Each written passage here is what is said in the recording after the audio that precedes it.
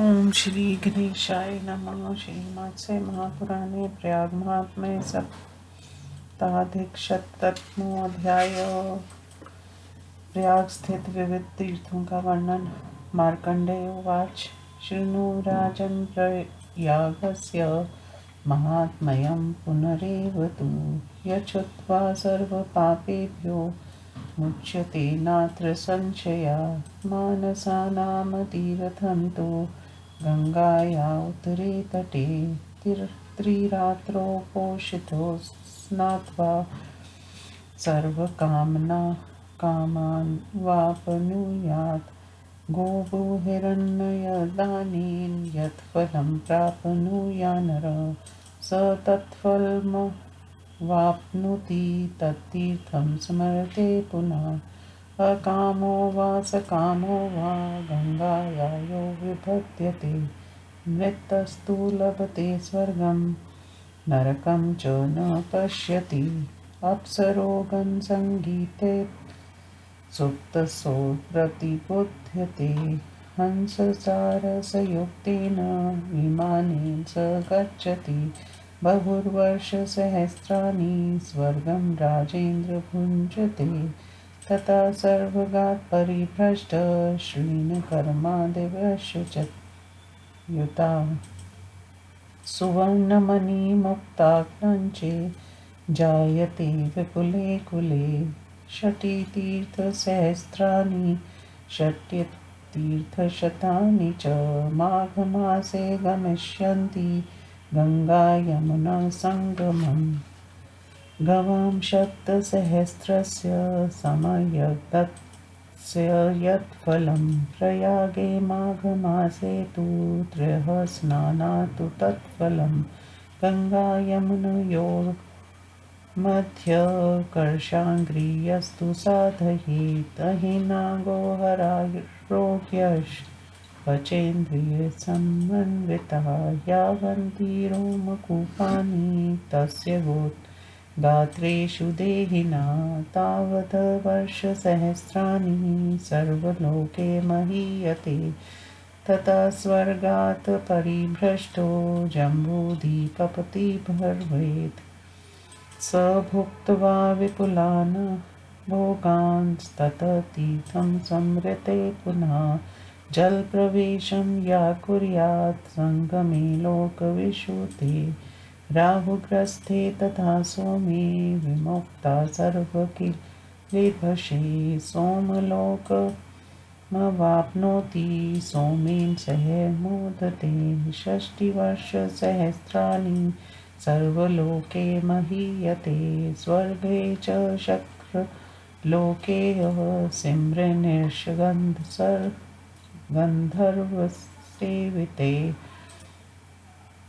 परिभ्रष्टस्तु राजेन्द्र समृद्धे जायते कुले। अधा शिरास्तु योज्ज्वला मूर्धवः पादपिबेनरा। शतवर्षसहस्राणि सर्वलोके महीयते। परिभ्रष्टस्तु राजेन्द्र सोऽग्निहोत्री भवे नरा। भुक्त्वा तु विपुलान् भोगास्तत्तीर्थं भजते पुनः। य स्वदेहं तु कर्तयित्वा शकुनिभ्यः प्रयच्छति। विहिगैरुपभुक्तस्य शृणु तस्यापि यत् फलं। शतं वर्षसहस्राणां सोमलोके महीयते। तस्मादपि परिभ्रष्टो राजा भवति धार्मिका। गुणवान् रूपसम्पन्नो विद्वाक्षं प्रियवाचकः। भुक्त्वा तु विपुलान् भोगास्तत्तीर्थं भजते पुनः। यामुने चोत्तरे कूले प्रयागस्य तु दक्षिणे। ऋणप्रमोचनं नाम तत्तीर्थं परं संवृतम्। एकरात्रोषिता स्नात्वा श्रमे सर्वे प्रमुच्यते। सर्वलोकमवाप्नोति हानिर्नक्ष सदा भवेत्। इति श्रीमत्स्य महापुराणे प्रयाग महात्म्ये सप्ताधिकशतमोऽध्याय। हिंदी अनुवाद। मार्कंडेय जी ने कहा, राजन, पुनः प्रयाग का ही महात्म्य श्रवण करो, जिसे सुनकर मनुष्य निस्संदेह समस्त पापों से मुक्त हो जाता है। गंगा के उत्तरी तट पर मानस नामक का तीर्थ है, जहाँ 3 रात तक निराहार रहकर निवास करने से मनुष्य अपनी सारी कामनाओं को प्राप्त कर लेता है। गौ, पृथ्वी और सुवर्ण दान करने से मनुष्य को जिस फल की प्राप्ति होती है, वही फल उसे मानस तीर्थ के स्मरण से प्राप्त हो जाता है। जो मनुष्य निष्काम भाव से अथवा किसी कामना को लेकर गंगा की धारा में डूबकर मर जाता है, वह स्वर्ग में चला जाता है।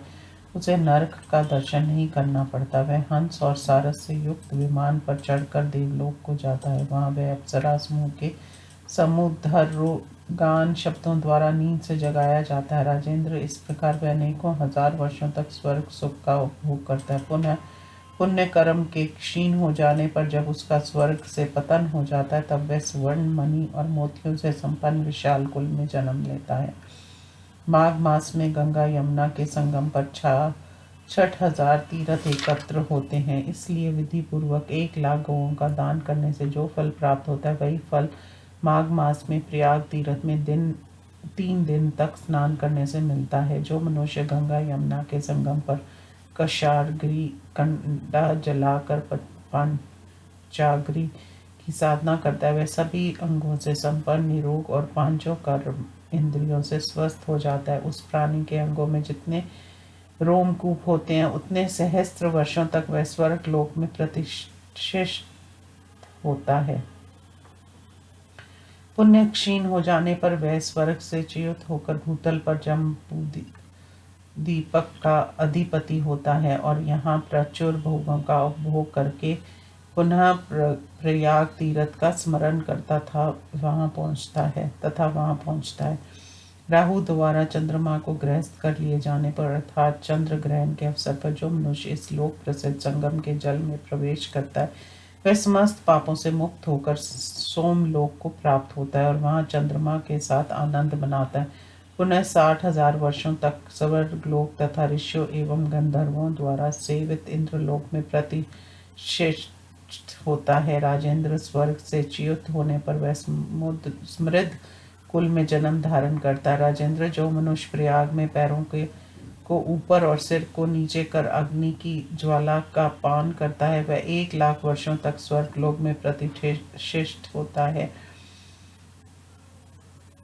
तथा स्वर्ग से च्युत होने पर भूतल पर अग्निहोत्री होता है। यहाँ प्रचुर भोगों का भोग कर वह पुनः प्रयाग तीर्थ की यात्रा करता है। जो मनुष्य प्रयाग तीर्थ में अपने शरीर के मांस को काटकर पक्षियों को खाने के लिए देता है, पक्षियों द्वारा खाए गए शरीर वाले उस प्राणी को जो फल प्राप्त होता है, उसे सुनो। वह 1,00,000 वर्षों तक सोमलोक में प्रतिष्ठित होता है। वहां से च्युत होने पर वह इस लोक में धर्मात्मा, गुण संपन्न, सौंदर्यशाली, विद्वान और प्रिय भाषी राजा होता है तथा यहाँ प्रचुर भोगों का उपभोग कर पुनः प्रयाग तीर्थ की यात्रा करता है। प्रयाग के दक्षिण और यमुना के उत्तर तट पर ऋण प्रमोचन नामक तीर्थ है, जो परम श्रेष्ठ कहा जाता है। वहाँ 1 रात निवास कर स्नान करने से मनुष्य सभी ऋणों से मुक्त हो जाता है और सदा के लिए ऋण रहित होकर स्वर्ग लोक में चला जाता है। इस प्रकार श्री मत्स्य महापुराण के प्रयाग महात्म्य में 107वां अध्याय संपूर्ण हुआ। ओम नमो